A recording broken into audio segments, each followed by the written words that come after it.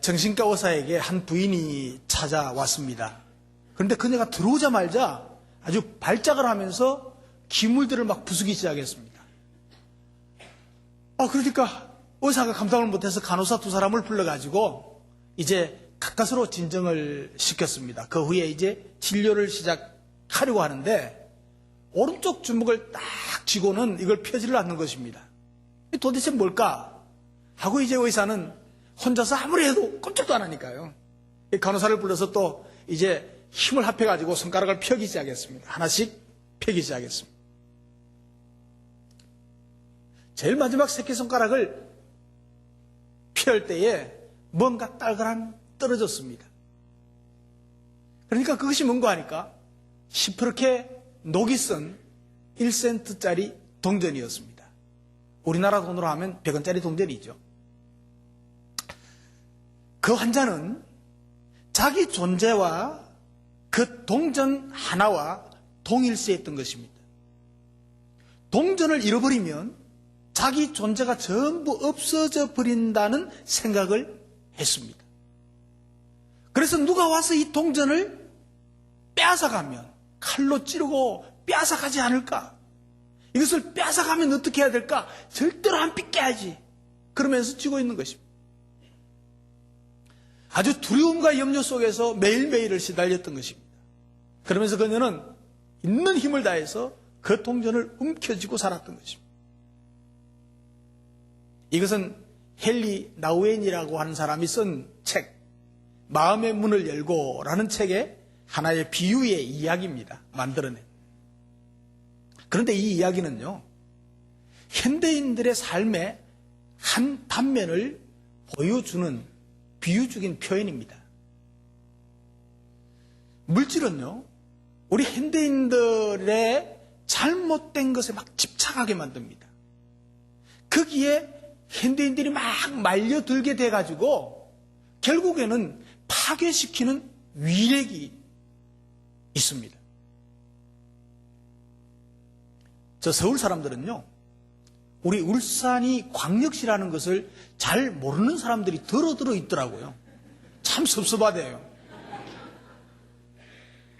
그런데 대부분은 말이죠, 울산 하면 그 잘 사는 도시 이렇게 말합니다. 굉장히 흐뭇한 일이더라고요. 삼만불 되는 도시 울산 굉장하지요. 며칠 전 인도에서 인도 선교사 김정규 선교사님이 오셨어요. 오시면서 이제 자기가 키운 벤자민 목사, 이 29살인데 이제 가을에 결혼한대요. 근데 이 목사는 한국말을 너무 잘해요. 한국말로 설교도 하고 한국 사람들 통역도 다 해요. 뭐 학원 다닌 적도 없습니다. 그래서 그냥 목사님하고 이렇게 있으면서 한국말 다 터득한 거예요. 그런 학생들이 몇 명 됩니다. 그래서 그하고 또 이제 자기가 키운 그 존슨 목사라고 하는 그 아들을 둘을 데리고 왔어요. 그래서 이제 지난 금요일 날 왔죠. 목요일인가 모르겠다. 그래서 저 한마음회관으로 이제 정심 대접을 하러 갔습니다. 그런데 그때 우리 그 선교회비의 목사님들이 몇 분 오셨고, 그 목사님들 중에서 이제 울주에 계시는 목사님 한 분이 오셨어요. 한마음회관에 가니까 지금 꽃축제하고 있잖아요. 너무 아름답고 좋은 거예요. 와, 동구에 이런 것이 있다. 동구가 너무 좋다. 그리고 또 새로 개조된 식당에 가니까 너무 넓고 좋으니까 기껏하니까 이야, 이런 데도 다 있구나. 그러면서 하는 말이, 목사님, 동구에는 참 부자들만 산다고 하더니 진짜 부자네요. 제가 뭐라 했을까요? 아무 소리 안 했습니다. 근데 동구는 정말 부자들만 사는 동네 맞는 것 같아요. 근데 실제로 우리 교인들 보면 그렇지 않거든요. 그런데도 불구하고 우리들은 부자입니다. 뭐 옛날에 비하면 저의 그 어릴 때에 비해도요, 뭐 꽁보리밥 먹고 뭐 보리개떡 먹을 때 생각하면 지금은 부자지, 엄청난 부자지요. 그런데 오늘 성경 말씀은 부자들에게 경고하는 말씀입니다. 부자들인 우리들에게 하는 말씀이라는 말이죠. 혹시 가난하다고 생각하는 분들이 계시면 나는 부자다. 시작. 우리는 부자입니다. 그런데 예수님 당시에는 늘 가난한 사람들이 많았어요. 그래서 예수님이 복음 사역을 한번 다니시면서 만난 사람이 거의 대부분이 가난한 사람입니다. 그럼에도 불구하고 예수님께서 설교를 하시고 말씀을 전하시고 이렇게 하셨는데 설교를 가만히 살펴보면요. 설교 3편 중에 한 편은 돈에 대한, 물질에 대한 설교였던 것을 볼 수가 있습니다. 게다가 예수님의 예화가 복음서에 38개가 나타나 있는데 그 중에도 3분의 1이 물질과 소유에 대한 이야기였던 것을 확인할 수가 있습니다. 왜 그럴까? 왜 예수님이 그 가난한 사람들을 모아놓고 돈에 관한 설교를, 재물에 관한 설교를 그렇게 많이 하셨을까? 그것은 그만큼요, 가난한 사람들이 부자보다도 더 물질에 매여 살 수 있기 때문에 그랬던 것을 볼 수가 있습니다.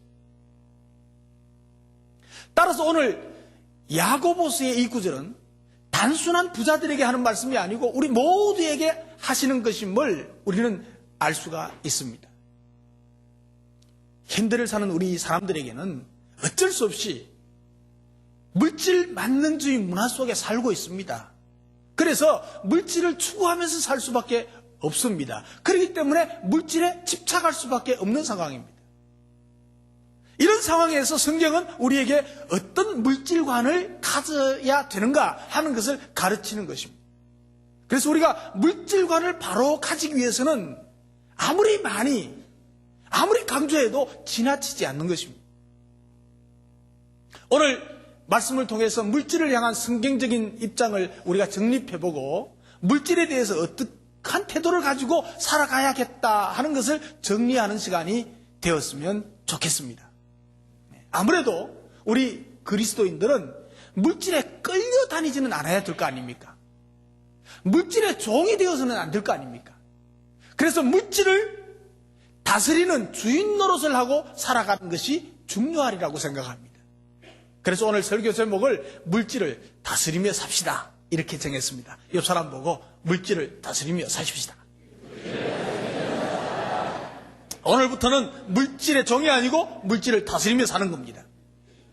오늘 본문에 보면요, 밑도 끝도 없이 부자들을 신랄하게 책망하고 있는 것을 볼 수가 있습니다. 처음부터 끝까지입니다. 여러분, 이 오늘 본문 말씀 우리가 읽은 이 부분은요, 그 당시의 상황을 이해하지 못하면 성경이 우리에게 참 잘못, 무리하게 쓰여진 것으로 오해할 수밖에 없습니다. 그런데 그 당시에는 그 사회의 시스템 자체가 의로운 부자가 있기가 어려운 시대였습니다. 다시 말하면 좋은 부자가 많이 없었습니다. 그 당시에는 농경시대였기 때문에 땅을 많이 소유한 부자들이 많았습니다. 그리고 그 땅을 갖다가 소작농들에게 주어서 농사 짓게 하고 그것을 이제 또 받아가지고 착취하는 구조였습니다. 소작농들은 열심히 땀 흘리고 농사해가지고 주인 다 주고 나면 자기는 먹을 게 없어. 그래서 가난하게 돼요. 그래서 가난한 사람들은 부자가 될 수 없는 시스템의 사회였습니다. 요즘처럼 남을 착취하지 않고도 부자가 될 수 있는 사회였다면 야고보가 이런 식으로 쓰지는 않았을 것입니다. 그러니까 우리나라에서는 요즘 거의 없는 일인 것 같습니다. 혹시 아주 나쁜 사람들이 외국 사람들에게 일 시키고 돈 안 주고 떼먹고 그리고 아주 학대하는 그런 것을 볼 수가 있는데 있을 수 없는 일이죠. 여러분, 이 돈에는 인격이 없습니다. 그런데 돈이 큰 위력을 발휘합니다. 요즘에 돈을 벌기 위해서 사람들이 사람을 잡아다가 유괴에다가 팔아먹기도 하고 유괴해서 돈 뜯어내기도 하고. 그런데 돈에 대한 인식이 너무너무 잘못되어 있습니다.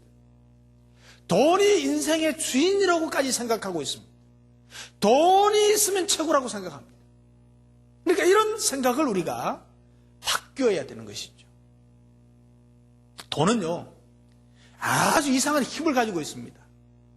돈이 많아질 때 사람이 변질됩니다. 우선 돈은 무엇보다도 우리의 마음속에서 하나님을 우습게 여기도록 만듭니다. 여러분 갑자기 돈이 많은 떼부자들 보십시오. 하나님을 우습게 여겨요. 그리고 하나님을 의지할 필요가 없는 것으로 잘못 느끼게 합니다. 모든 것이 하나님께 달렸다는 믿음을 약화시킵니다. 그래서 결국 돈은 우리를 하나님 관계에서 멀리하게 되는 원인이 되는 경우가 많다는 것이죠. 물질관이 바로 되어 있지 않으면 돈에 휘둘린단 말이에요, 인생이. 그리고 돈은 사람을 우습게 알도록 만들어버립니다. 그래서 돈으로 사람을 판단하는 습관을 가지게 되죠. 돈 많은 사람 보면 와 이러고, 돈 없는 사람 보면 저것 그러면서 별로 인정하지 않습니다. 또한 돈은 자기를 높여가지고 불가능한 것이 없다고 믿어지게 만듭니다. 교만하게 만듭니다. 그래서 모든 것은 내 뜻대로 다 할 수 있다, 돈만 있으면. 이런 습성이 생기죠. 그래서 돈이 많으면 사람은 점점 변질되기 쉽습니다. 초기에 가진 믿음도 변하기가 쉽고 하나님과 사람에 대한 겸손도 줄고, 그렇기 때문에 성경은 자주 부자에 대해서 경고하고 있는 것입니다. 그래서 바울은 돈을 사랑하는 것이 일만하게 뿌리라 했습니다. 돈은 필요한 것이지만 그것을 사랑하면 일만 악의 뿌리가 된다는 것입니다. 그러면 돈을 다스리고 살려면 어떻게 살아야 되는가? 돈을 다스리고 살려면 부당한 이득을 취하지 않아야 합니다. 옆 사람 보고 부당한 이득을 취하지 마십시다.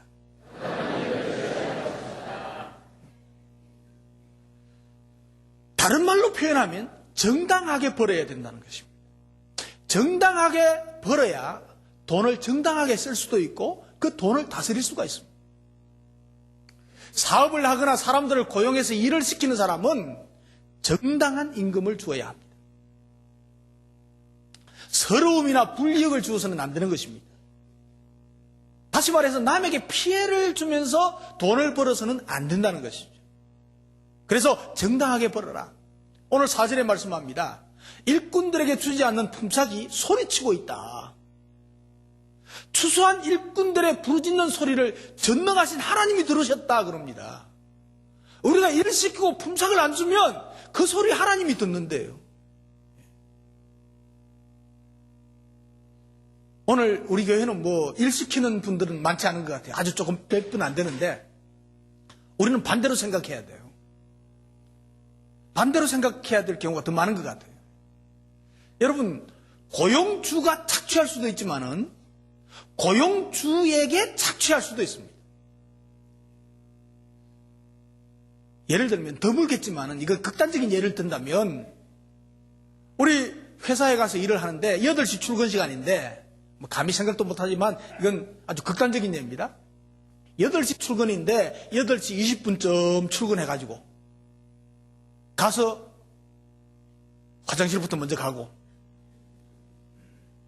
그리고 또 커피 한 잔 탁 빼먹고 그리고 신문도 또 쭉 깔아가 보고 그래서 9시나 10시쯤 일을 시작하는 거예요.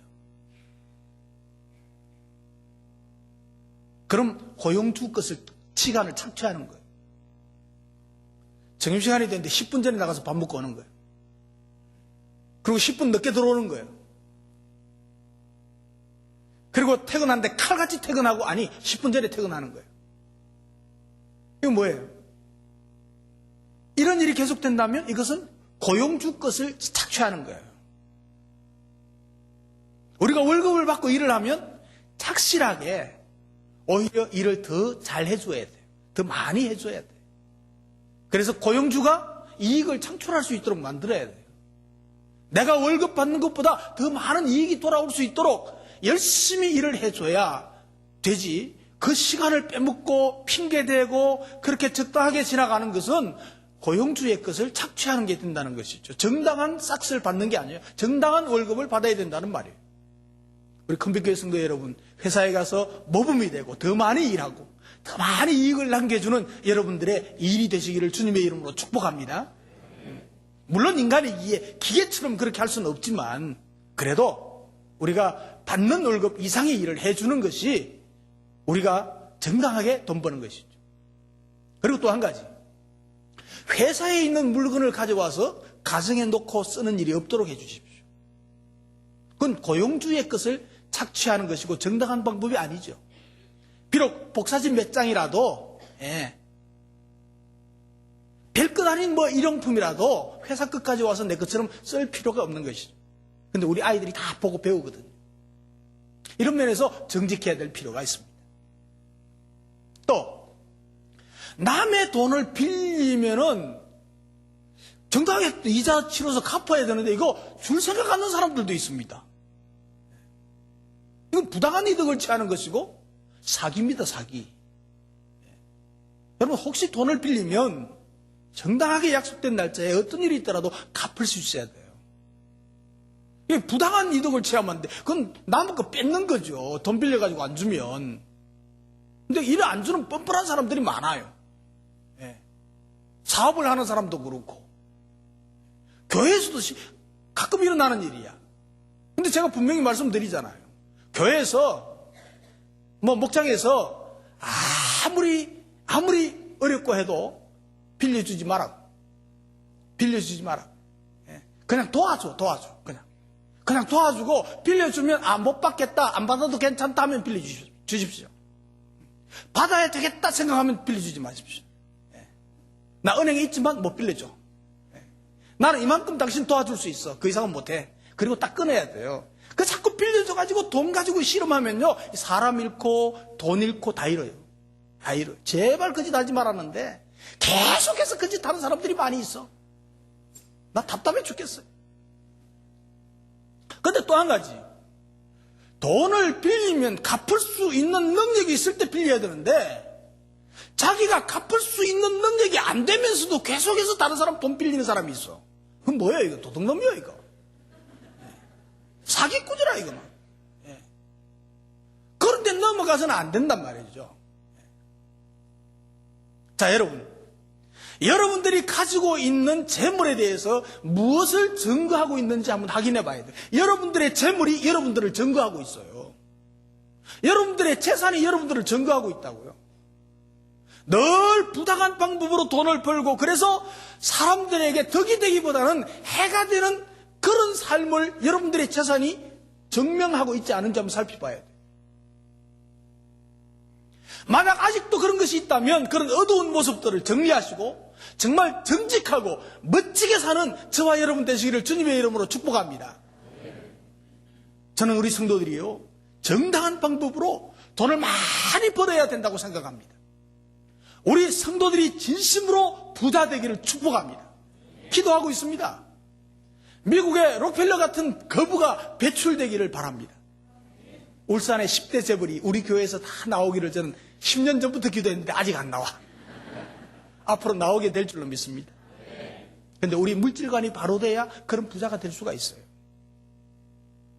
그리고 우리가 물질의 노예가 되지 않고 물질을 다스리며 사는 자가 되려면 어떻게 해야 되느냐? 쌓아만 두지 말아야 돼요. 옆 사람 보고 물질을 쌓아만 두고 살지 맙시다.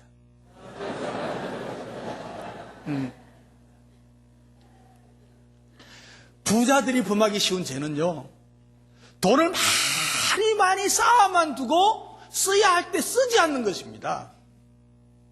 여러분, 돈이 많은 사람일수록 돈 쓰는데 인색한 거 아십니까? 그것은 돈이 그만큼 사람의 욕심을 자극하고 있기 때문에 그렇습니다.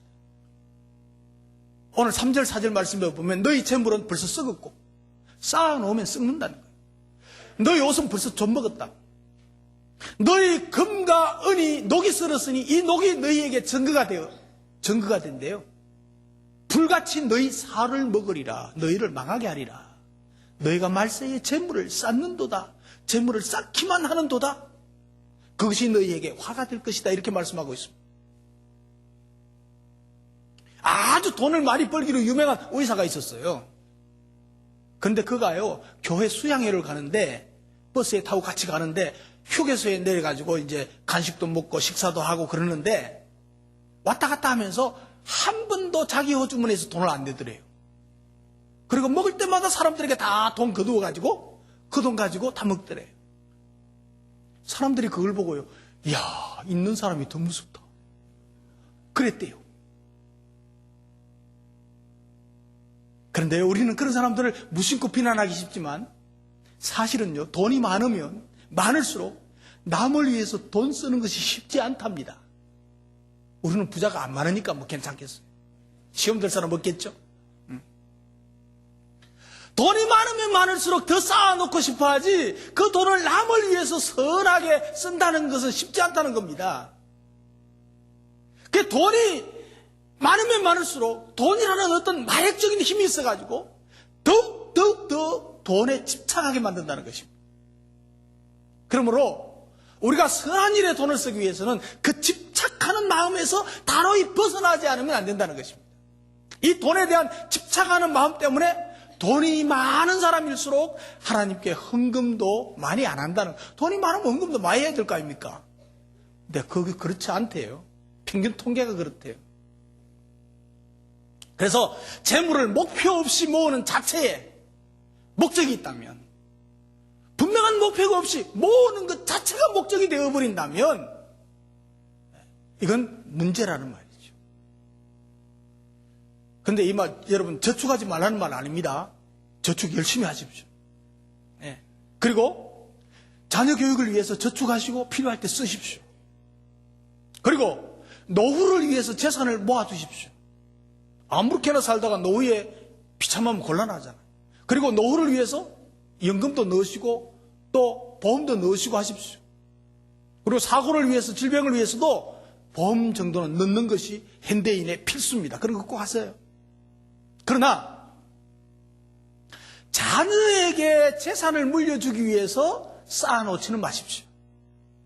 그것은 자녀 망치고 나망하는 그런 결과를 가져오게 될 경우가 흔합니다. 여러분, 성경에 나오는 어리석은 부자 있죠. 풍년이 되고 막 소출이 많아서 창고를 더 짓고 막 쌓아놓고 이것 때문에 평안할 것이라고 생각했습니다. 그러니까 이 쌓아놓은 것 때문에 평안할 것이라고 만족감을 느끼고 안정감을 느꼈다는 것입니다. 이런 태도가 재물을 목적 없이 막 쌓은 사람의 모습입니다. 그래서 마태복음 6장 19절 이하에 보면 너희를 위해서 보물을 땅에 쌓아두지 말라. 거기는 좀과 등록이 해하며 도적이 구멍을 뚫고 도적질을 하느니라. 오직 너희를 위해서 보물을 하늘에 쌓아두라. 하늘에 쌓아두면 그런 일이 없을 거다. 만약 내가 가진 재물이 나에게 의지의 대상이 되고 내 마음을 푸근하게 느끼게 한다면 그것은 필요 이상으로 땅에 쌓아놓는 것이라고 할 수가 있겠습니다. 그것은 과시성이 있어가지고 쌓아만 놓는다면 목적 없이 쌓는 것입니다. 그리고 함부로 사치하는 데 사용하는 것도 문제입니다. 요즘 옷이 너무 많잖아요. 싸잖아요. 근데 못 사는 나라에 비하면 싼 거 아닙니다. 막 있는 대로 사가지고 막 어떤 것은 누구 있다고 사고 싸다고 사고 막 이래가지고 막 모아놓고 재놓고 입지도 않아. 그러면 그거 안 돼요. 날마다 호화롭게 잔치하는 것이나 버금가는 행위입니다. 헐벗고 굶주리는 사람들을 생각해 봐야 될 필요가 있는 것입니다. 그리고 우리가 물질을 다스리며 살려면 뭐 해야 되는 거 하니까 선한 일을 위해서 사용해야 돼요. 옆 사람 보고 선한 일을 위해서 사용합시다. 여러분, 우리가 쌓아놓은, 우리가 가지고 있는 재물은요, 어떤 분이 이렇게 말해서 걸음과 같다고 해서 걸음과 같다. 저는 시골에서 살았으니까요. 내가 어릴 때는 우리 집에 그 농사를 안 지었어요. 방앗간이니까. 근데 제가 중학교 때 우리 작은 형님이 가구 좀 해가지고 돈 벌어가지고 논 샀어요. 논 서마지기 농사 지었어요. 농사 딱 지니까 귀찮은 일이 생겼는데 퇴비 쌓아가지고 거름 만드는 일이에요. 근데 그 거름 창고가 있는데 그 거름에 넣어놨다가 이제 비 맞고 이렇게 썩으면 그걸 한 번씩 디비줘야 돼요. 디비줘야 되는데 이게 저쪽 위에서 온 사람들 알아듣습니까? 장화 신고 이렇게 들어가가지고 이제 막 디빕니다. 디비면 냄새가 막 나는 지독한지 막 거기에는 막 똥도 있고 오줌도 있고 막 풀도 있고 썩은 것도 있고 막 물도 있고 막 그거 하루 하면요 정말 진절머리 납니다. 얼마나 냄새가 지독한지요. 근데 여러분, 그 놀라운 사실이 있습니다. 이 거름들이 그 썩고 냄새나는 더러운 거름이지만 그것을 갖다가 쫙 노래 갖다가 흩으면요, 그것이 모든 생명을 자라게 하는 영양분이 됩니다. 그래서 이 재산을 쌓아놓으면 거름처럼 막 냄새가 난대요. 근데 이 쌓아놓은 재물을 선한 일을 위해서, 좋은 일을 위해서, 하나님 기뻐하시는 일을 위해서 막 흩어버리면 이것이 자신에게 복이 되고 다른 사람에게 유익이 되고 선이 되고 하나님께 영광이 된다는 일이에요. 하나님 주신 축복을 선한 일을 위해서 거름처럼 흩어주는 선한 청직이 되시기를 주님의 이름으로 축복합니다. 세상 사람들은 돈을 개처럼 벌어서 정성같이 쓰라고 합니다. 속담이 있죠? 그런데 우리 믿는 사람들은 그러면 안 돼요. 정성처럼 벌어서 정성처럼 써야 돼요. 오늘 1절 5절에 보면요, 들으라 부한 자들아, 너에게 이 말 고생을 인하여 울고 통곡해라. 다음에 심판받을 거 생각하라 이 말입니다. 너희가 땅에서 사치하고 연락하여 도살의 날에 심판의 날에 너희 마음을 살찌게 하였느니라. 우리는 재물을 사용할 때 주님께서 심판하실 날에 주님이 물으실 것을 기억하고 써야 된다는 말씀입니다. 돈과 물질을 사용하는 것은 우리의 인격입니다. 신앙이고 영성입니다. 돈 버는 것도 은사입니다. 은사는요, 자기를 위해 쓰는 것은 은사가 아니에요. 은사는 남을 위해서 쓰는 것입니다. 봉사를 위해서, 섬김을 위해서, 그리고 도움을 위해서 아낌없이 쓰는 것입니다. 우리가 잘 아는 록펠러는요, 50세에 하루에 100만 달러를 버는 백만장자였어요. 하루에 100만 달러랍니다. 계산도 안 돼요, 우리는. 그런데 그가 35세 때 되던 때 이상한 질병에 걸려가지고 하루에 쿠키 하나 그리고 서프 조금 하고 하루를 때워야 됐어요. 의사의 말이 2년을 넘기지 못하는 병이다 그랬답니다. 그런데 그가 돈이 아무것도 아님을 알게 되고 이제 하나님이 모든 것 되심을 알게 되었습니다. 그래서 그는 이제 예배자로 살기로 결심을 합니다. 그런데요, 기적처럼 낫게 되었습니다. 그 후에 40년을 더 살았대요. 그는요, 그가 모은 그 많은 재산을 인재를 양성하고 어려운 사람들을 돕고 많은 사람을 치료하는데 그리고 영혼 구원하는데 값지게 쓰였고요. 지금도 쓰여지고 있어요. 사랑하는 성도 여러분, 내가 가지고 있는 재물을 내 쾌락과 내 평안만을 위해서, 내 만족만을 위해서 사는 사람들에게 하나님은 잔인한 말씀을 하십니다. 오늘 보면 사륙의 날에 마음을 살찌게 했다. 사륙의 날, 이거 심판의 날을 말합니다. 여러분, 어떤 면에서요, 돈을 우리가 다스리고 제대로 하지 못하면 짐승과 같이 된다는 사실을 기억해야 돼요. 돼지가 도살장에 가는데 꿀꿀꿀꿀 하고 따라갑니다. 그리고 같이 서로 막 떠받기도 하고, 같이 노는 건지 모르지만, 싸우기도 하고, 막 저것들끼리 이야기도 하고 야단납니다. 도살장에 가는 건 몰라요. 그냥 먹어대고, 그냥 좋아하고, 그냥 싸우기도 하고, 그냥 가다가 도살장에 가서 죽게 되는 거예요. 심판의 날을 앞두고 그냥 먹어대고 사치와 쾌락을 일삼는 사람이 바로 그렇다는 얘기예요. 짐승과 같다는 얘기예요. 여러분, 우리는 목적이 좀 분명해야 돼요. 집을 사도요, 목적이 좀 분명해야 돼요. 내가 그 가서 잘 살고 내 새끼들 잘 먹이고 잘 살고 뭐 편안하게 살고 행복하게 살고 뭐 이게 목적의 전부라면 우리가 생각해 봐야 될 필요가 있어요. 요즘 우리 목장 지도자들은 집을 구할 때 이걸 생각한대요. 목장 모임할 걸 생각한대요. 목원들을 섬기고 믿지 않는 이웃 영혼들을 어떻게 하면 데리고 와서 대접하고 그들의 영혼 구원을 할까, 어떻게 쓰여질까, 이거 생각하신대요. 저는요, 이 이야기를 들으면 감동이에요, 감동. 하나님이 얼마나 기뻐하실까. 똑같이 큰 집, 똑같이 새 집을 원하고 있지만 질이 달라요, 질이 달라요.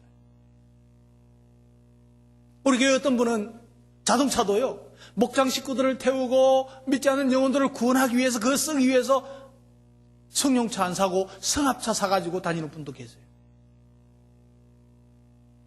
여러분, 영혼 구원을 위해서 많은 시간과 많은 물질을 투자하는 분들도 계세요. 열심히 영혼 구원을 위해서 봉사하는 사이에 섬기는 분들 보면요, 저 월급 받아가지고 그거 다 안 쓰나? 저거는 못 먹고 살고? 이런 생각이 들게끔 하는 분들도 많아요. 참으로 자랑스럽습니다. 제가 자랑스럽습니다. 우리 하나님 얼마나 기뻐하시겠어요? 헐벗고 굶주리고 어려움을 당하는 이들을 생각해야 됩니다.